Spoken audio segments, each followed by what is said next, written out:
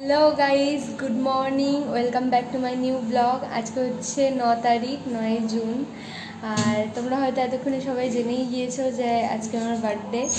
তো অনেকে অনেক উইশ করেছে, তো তাদের সবাইকে অনেক অনেক থ্যাংক ইউ, অনেক অনেক ভালোবাসা সবাইকে আমাকে এত ভালো উইশ করার জন্য, এত বেস্ট উইশেস দেওয়ার জন্যে। তো এখন ফাইনালি আমি রেডি হয়ে গেছি আর একটু বেরাচ্ছি, দেখতেই পাচ্ছ। এখন আমি রেডি হয়ে বসে আছি, একটু বেরাবো বলতে আমি একটু পুজো দিতে যাব। এই দিনটাতে আমি একটু পুজো দিতে পছন্দ করি। এই দিন বলে না, আমার জীবনে যে কোনো ভালো দিনে, শুভ দিনে আমি একটুখানি ঠাকুরের মন্দিরে গিয়ে পুজো দিতে পছন্দ করি। তো সেটাই এখন যাব পুজো দিতে। তো তোমরা সঙ্গে থাকো আর দেখতে থাকো আজকে সারাদিন কী করছি। তোমাদের সাথে সব কিছু শেয়ার করব, সমস্ত কিছুর ভিডিও করব আর তোমাদেরকে দেখাবো। তো চলো, টিল দেন, টাটা। তো ফাইনালি বেরিয়ে পড়েছি, আর এই যে আমার পক্ষীরাজ সহ আমার রাজপুত্র দাঁড়িয়ে রয়েছে। পক্ষীরাজে উঠে পড়বো আর চলে যাব হচ্ছে মন্দিরে। তো মন্দিরে গিয়ে পুজো দেব। তো ফাইনালি রেডি হয়ে বেরিয়ে তো পড়েছি। মন্দিরে যাব, জানি না, অনেকটা দেরি হয়ে গেছে, জানি না মন্দিরে গিয়ে ঠাকুরমশাইকে পাবো কি না, কারণ ঘুম থেকে উঠতেই অনেক দেরি হয়ে গেছে। এই যে রাস্তা দিয়ে আমরা চলে যাচ্ছি, প্রচণ্ড গরম আর প্রচণ্ড রোদের তাপ, এই তাপ সহ্য করে যাচ্ছিলাম রাস্তা থেকে। আর এই দেখো রাস্তাতে কি হচ্ছে দেখো, এখানে হচ্ছে টিএমসি জিতেছে, সেই আনন্দে হচ্ছে আবির খেলা হচ্ছিল আর হচ্ছে মিষ্টি বিতরণ করা হচ্ছিল, সবাইকে মিষ্টি দেওয়া হচ্ছিল, কিন্তু আমাদেরকে মিষ্টি দেয়নি। আমাদেরকে বোধহয় পছন্দ হয়নি, তাই জন্য বোধহয় আমাদেরকে মিষ্টি দেয়নি। যাই হোক, জোকস আপ পার্ট, আমরা দাঁড়াতেও পারিনি, কারণ আমাদের অত টাইমও ছিল না, পুজো দিতে যেতে হবে তাড়াতাড়ি। তো সেই জন্য আমরা বেশিক্ষণ দাঁড়াতেও পারিনি, মিষ্টি কিনতে যেতে হবে। তো ওর গাড়িতে পাম দিয়েই আমরা হচ্ছে মিষ্টি দোকানে চলে গিয়েছি। আর এই দেখো মিষ্টি কিনে নিয়েছি, আর পুজো দিতে যাবো, আর বাড়ির জন্য একটু মিষ্টি নিয়ে নেব। তো মিষ্টি নেওয়া হয়ে গেলে তখন আমরা মন্দিরে চলে এসেছি, মিষ্টি নেওয়া হয়েও গেছে আর মন্দিরেও চলে এসেছি। আর এই যে ঠাকুরমশাইকে পেয়েছি, ফাইনালি ঠাকুরমশাই সবাই পুজো করছে, আমি একদম সঠিক সময়তেই পৌঁছেছি। তো গিয়ে একটু প্রণাম করে নিলাম। ঠাকুরমশাইকে তো প্রসাদটা আগেই দিয়ে দিয়েছি, প্রসাদটা পুজো করে ঠাকুরমশাই আমার হাতে দিয়েও দিয়েছে, এবার বাড়ি যাব। তো দেখতেই পাচ্ছ, এখন আমি পুজো দিয়ে বাড়ি চলে এসেছি। আর এই দেখো, এই যে এদের কন্ডিশন দেখো, এরা এইসব করে যাচ্ছে দেখো, এইদিকে ফোন নিয়ে শুয়ে আছে, এইদিকে ফোন নিয়ে শুয়ে আছে। আর চলো ওইদিকে দেখাচ্ছি কি আয়োজন হচ্ছে, আসো।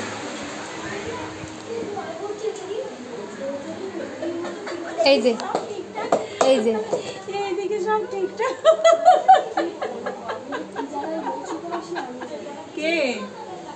এখানে হচ্ছে আয়োজন সব কিছুর। এই যে আমার ননদিনী যে হচ্ছে ফ্রাইড রাইস মাখাতে বসেছে, আর এইদিকে হচ্ছে মানি, এই যে রান্না বান্না এদিকে সব প্রায় হয়ে গেছে। ভিডিও না না কাউকে দেখাচ্ছে মনে হয়।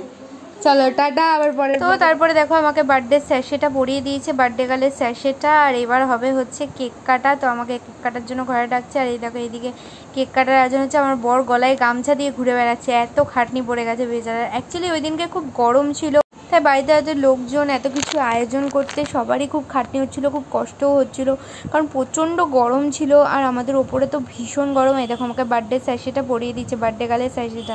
আমি আবার বলছিলাম আমি দিদি নাম্বার 1 হয়েছি, এরকমভাবে আমি মজা করছিলাম। যাই হোক, ও প্রত্যেক বছরই আমাকে এরকম বার্থডে গার্লের স্যাশেটা পরায়। আমি একবার ওকে বলেছিলাম যে আমার এই স্যাশেটা পরতে খুব ভালো লাগে, তো তারপর থেকে প্রত্যেক বছর বার্থডেতেই ও আমাকে এই স্যাশেটা দেয়, আর স্যাশেটা পরিয়েই আমাকে কেক কাটায়। তো এই দেখো আমার ভাই চলে এসছে, এদিকে ভাইটু চলে এসছে, আমার দুই পাশে দুইজনা।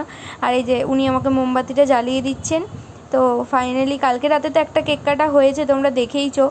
আর আজকে হচ্ছে দিদিভাই যে কেকটা পাঠিয়েছে, দিদিভাই আর মম মিলে যে কেকটা পাঠিয়েছে, ওই কেকটা আজকে এখন কাটা হচ্ছে দুপুরবেলা। মামা বাড়ি থেকে সবাই এসেছিল, তো দুপুরে সেই জন্য কেকটা কাটা হচ্ছিল।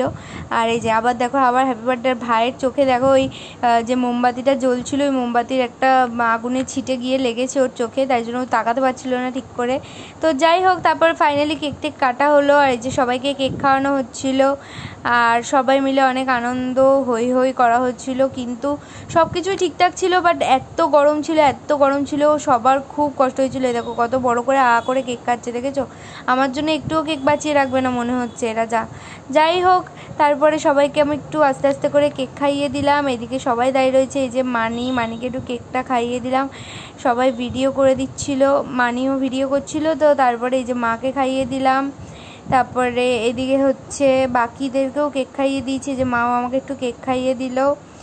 আর তারপর সবাই মিলে দেখো এদিকে বাবাকে ডাকছি কেক খাওয়ার জন্য, বাবা আসছে না। তারপর ফাইনালি এই যে বাবা এসছে, এসে এই যে কেক নিয়ে চলে গেল। দেখো কেক নিয়ে নিজের মতো চলে গেল, ঠিক আছে। এরপরে আমি অর্পিতিকে খাওয়াতে গেছিলাম, মানি আমাকে একটু খাইয়ে দিল কেক, আর এই যে গালেও লাগিয়ে দিল আবার। এই যে আমি অর্পিতিকে একটু কেক খাইয়ে দিচ্ছি, কারণ আমার ননদটা খুব খাটনি করেছে আমার জন্যে, আমার বার্থডেটা এত স্পেশাল করে দেওয়ার জন্য। আমার ননদের কন্ট্রিবিউশনও কম নয়, যে বড় মামাকেও কেক দিয়ে দিলাম। এদিকে ভাই দাঁড়িয়ে রয়েছে, এদিকে দিদা রয়েছে, সবাই রয়েছে। আর সবাই মিলে দেখো ভাইটুকে দেখো, ভাইটু পুরো কেকটা খাওয়ার প্ল্যানে রয়েছে।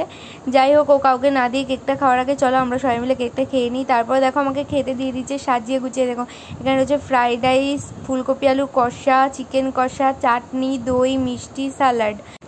বার্থডের দিনে এরকম সাজানো গোছানোভাবে সমস্ত খাবার পেলে কতই না মজা হয় বলো। তো চলো আমি এগুলো দিয়ে লাঞ্চ করি, আর তোমরা পরের ব্লগের জন্য ওয়েট করো। ততক্ষণের জন্য টাটা।